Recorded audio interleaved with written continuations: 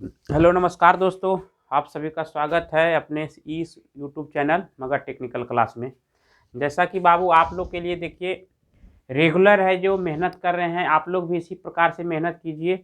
और आप लोग को गारंटी है कि जितने भी डीआरडीओ के एग्ज़ाम देने वाले हैं, अगले कुछ ही दिनों में एग्ज़ाम होगा, उसमें आप लोग को अधिक से अधिक है जो सहायता मिले।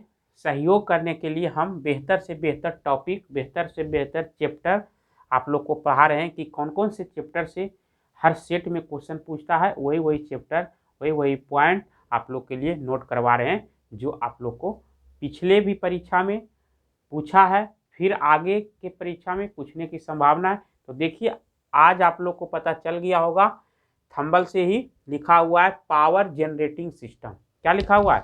पावर जनरेटिंग सिस्टम, मतलब कि शक्ति उत्पादन सिद्धांत। यानी शक्ति जो पावर है हम लोग का, जो इलेक्ट्रिक पावर, वो कैसे जनरेट होता है, कैसे कैसे हमारे यहाँ पहुँचता है, सारा सिस्टम और आप लोग का तरीका बताया गया। इसमें सबसे पहले हम लोग देखेंगे कि क्या होता है पावर सिस्टम में। उसके बाद देखिए कहता है पहला में है, एक नंबर में पावर जनरेटिंग सिस्टम में 3 पॉइंट पढ़ना है। पावर जनरेटिंग सिस्टम में कितना पढ़ना है? 3 पॉइंट। पहले जो पावर, जो उत्पादन जहाँ होता है उसको कहते हैं उत्पादन वोल्टेज। क्या बोलते हैं? पूछता है ये क्वेश्चन, एक क्वेश्चन इसमें रहेगा, एक क्वेश्चन से 2 क्वेश्चन, हार्डली 2 या मिनिमम 1 क्वेश्चन एक वो दे देगा। कभी पूछ देगा कि उत्पादन वोल्टेज है जो पावर जनरेटिंग सिस्टम में कितना होता है, तो 11 केवी निकालिएगा। कितना होता है? मतलब औसत जो होता है 11 केवी, लेकिन अगर अधिकतम से अधिकतम कह देगा कि उत्पादन वोल्टेज एसी का, तो 33 केवी टिक कीजिएगा। लेकिन सामान्यतः अगर पूछेगा डायरेक्ट कि उत्पादन वोल्टेज कितना होता है, तो 11 केवी सही होगा। उसका दूसरा पॉइंट में क्या होता है? पारेशन वोल्टेज। क्या होता है? पारेशन वोल्टेज। पारेशन वोल्टेज किसको कहते हैं? Transmission line. मतलब जब उत्पादन हो गया पावर, तो उसको क्या करेंगे हम लोग? ट्रांसमिट करेंगे, मतलब भेजेंगे दूसरे जगह, उसको कहते हैं ट्रांसमिशन लाइन या ट्रांसमिशन वोल्टेज या पारेशन लाइन। तो देखिए ये 11 केवी को हम लोग स्टेप अप ट्रांसफार्मर लगा के कितना कितना में बदलते हैं। ई देखिए, ई पॉइंट हमेशा याद रखना होगा, इसी में क्वेश्चन पूछ देता है। 11 केवी को 765 केवी में बदलते हैं। जैसे ज़्यादा दूरी तक भेजना है तो 765 केवी में, अगर कम भेजना है तो 400 केवी। केवी का मतलब होता है किलो वोल्ट, केवी का मतलब क्या होता है? Kilo volt. उसके बाद 220 केवी, उसके बाद 132 केवी, उसके बाद 66 केवी, उसके बाद 33 केवी। इतना में हम लोग ट्रांसमिट करते हैं। ठीक है, 33 केवी भी हम लोग देखते हैं, 66 केवी भी देखते हैं, जो बड़ा बड़े पॉल पर आता है, बड़े बड़े लेटिस टावर जैसा रहता है, वहाँ पे रहता है 400 केवी, 765 केवी। ये तो बहुत खतरनाक है। ये सब तो आप लोग, हम लोग वहाँ जा भी नहीं सकते हैं, देख भी नहीं सकते हैं, क्योंकि ये 5 से 10 फीट के मतलब अंतराल ही अट्रैक्शन खींचता है। ज़्यादातर हम लोग देखते हैं 400 केवी, 220 केवी, 132 केवी और 66 केवी और 33 केवी। क्या होता है? यहाँ से ट्रांसमिट हो जाता है, यहाँ से क्या हो जाता है? हम लोग भेज देते हैं 11 केवी को बढ़ा बढ़ा के सब जगह।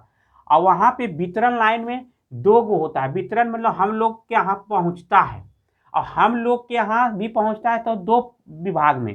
जैसे वितरण लाइन में गया तो प्राथमिक वितरण, प्राथमिक वितरण मतलब जहाँ हम लोग के शहर में, गांव में जो बिजली हम लोग कहते हैं घर या बिजली ऑफिस जाते हैं, तो वहाँ पे हम लोग देखते हैं कि फीडर रहता है, नहीं रहता है फीडर, जिसको हम लोग कहते हैं बिजली घर या बिजली ऑफिस। तो वही फीडर होता है प्राथमिक वितरण। वहाँ पे 11,000 पहुँचता है। कितना? 33 केवी, 66 केवी को 11 केवी में बदल देता है। और 11 केवी क्या करता है कि हम लोग यहाँ द्वितीयक वितरण में जो आते हैं, द्वितीयक वितरण वो हम लोग उपभोक्ता युक्ति जो हो गया हम लोग उपयोग करेंगे, वो 11 केवी को 440 वोल्ट और 220 वोल्ट में बदलेगा। जो हम लोग क्या करते हैं? उपभोग करते हैं। यानी क्या करते हैं? हम लोग उपयोग करते हैं, उपभोग करते हैं, पंखा चलाते हैं, मोटर चलाते हैं, टीवी चलाते हैं, तो यही 220 वोल्ट हम लोग उपयोग करते हैं।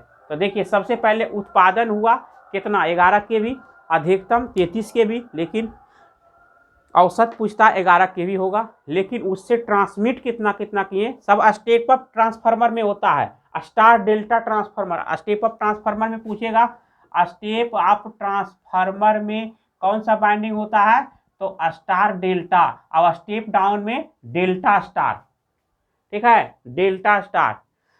एक ध्यान रखिएगा।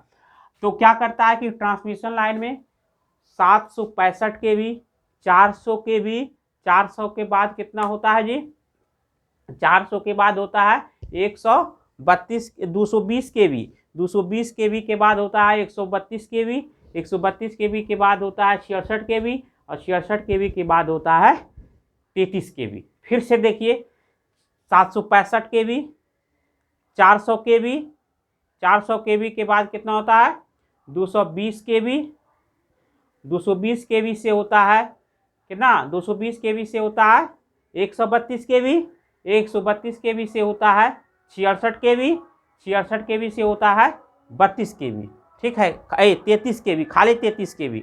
उसके बाद यहाँ से वितरण लाइन में हम लोग जाते हैं। वितरण लाइन में जो हम लोग को आते हैं, जैसे ट्रांसफार्मर में 11 kV प्राथमिक वितरण, और द्वितीयक वितरण जो ट्रांसफार्मर हम लोग को देता है 440 वोल्ट या 220 वोल्ट, प्रति फेज 220 वोल्ट, और 2 फेज मिलाइएगा तो 440 वोल्ट। यहाँ ये सिस्टम है। उसके बाद देखिए, जब विद्युत उत्पन्न होता है, पावर उत्पन्न होता है, तो उसमें कौन कौन से टरबाइन लगाए जाते हैं। देखिए, आप लोग सब लोग जानते हैं टरबाइन लगा करके है जो बिजली पैदा होता है, यानी टरबाइन लगाते हैं ना हम लोग, जैसे हाइडल पावर में टरबाइन लगाते हैं, थर्मल पावर में भी टरबाइन लगाते हैं, टरबाइन से अल्टरनेटर कपल रहता है। तो देखिए, टरबाइन क्या होता है, ऊंचाई के आधार पर, अगर टरबाइन जल से अगर 60 मीटर से कम है तो उसमें कौन टरबाइन लगेगा, और टरबाइन कितने प्रकार के ये भी पता चल जाएगा। देखिए, जिसको हम लोग कहेंगे 60 मीटर से कम रहेगा ना, 60 मीटर है, सेंटीमीटर नहीं है, मीटर, ध्यान रखिएगा, तो कम रहेगा तो केप्लान टरबाइन होगा। टरबाइन क्या होता है कि पानी उस पर गिरता है, और टरबाइन जितना घूमेगा ना उतना घूमेगा अल्टरनेटर, और जितना अधिक घूमेगा उतना अधिक बिजली पैदा होगा। तो ये होता है निम्न ऊंचाई। अगर पूछेगा कि निम्न ऊंचाई पर कौन सा टरबाइन काम होता है, तो केप्लान टरबाइन। या टरबाइन कितने प्रकार के होते हैं, तो 3 प्रकार के होते हैं। देखिए, सारा चीज़ लिखा हुआ है। अगर 60 मीटर से 120 मीटर की ऊंचाई रहेगा तो उसको कहते हैं मध्यम ऊंचाई, और मध्यम ऊंचाई में फ्रांसिस टरबाइन लगता है। इसको नोट कर लीजिएगा, एकदम एक क्वेश्चन आएगा, फ्रांसिस टरबाइन।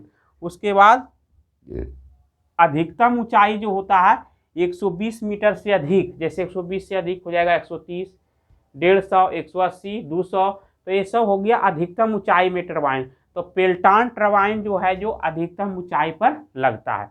आगे हम लोग देखिए, आइए देखते हैं क्या है पारेषण लाइन के प्रकार। पारेषण लाइन के प्रकार मतलब ट्रांसमिशन जो लाइन होता है वो कितने प्रकार के होता है, किसके आधार पर, दूरी के आधार पर। जैसे हम लोग कहते हैं ना कि निम्न दूरी कितना किलोमीटर तक होता है, और यह क्वेश्चन पूछता है कि निम्न पारेषण लाइन में है जो क्या क्या चीज़ होता है, इंडक्टेंस होता है, रेजिस्टेंस होता है, कि इंडक्टेंस होता है, कैपेसिटेंस होता है, रेजिस्टेंस होता है, क्या क्या होता है, यही चीज़ है, बहुत इंपॉर्टेंट है।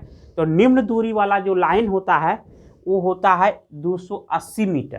कितना होता है, 280 मीटर के 280 नहीं, सिर्फ 80 किलोमीटर होता है। निम्न दूरी रहेगा ना तो 80 किलोमीटर, मतलब मान के चलिए ना, यहाँ से मतलब नवादा से कितना दूरी, 80 किलोमीटर, नवादा से जमुई के बीच 80 किलोमीटर हो ही जाएगा। या कहिए यहाँ से कौआ कोल गए 40 किलोमीटर, फिर कौआ कोल से यहाँ आ गए 80 किलोमीटर, जितना दूरी होता है तो वो होता है कम दूरी वाला। और इसमें होता है RL। RL क्या होता है, रेजिस्टेंस के साथ इंडक्टेंस होता है, ठीक है, इंडक्टेंस जिसको हम लोग कहते हैं प्रेरकत्व होता है। उसके मध्यम दूरी कितना दूरी के हम लाइन को कहते हैं, तो 80 किलोमीटर से 200 किलोमीटर की जो दायरे में रहता है, अंदर में रहता है, उसको कहते हैं मध्यम दूरी। और इसमें होता है RLC। पूछ देगा कि रेजिस्टेंस, इंडक्टेंस और कैपेसिटेंस किस दूरी के वितरण लाइन में पाया जाता है, तो वहाँ पे कह दीजिएगा कि मध्यम दूरी के वितरण लाइन या 80 से 200 किलोमीटर के बीच की लाइन में पाया जाता है। तीसरा है अधिकतम दूरी, सबसे अधिक 200 किलोमीटर से अधिक।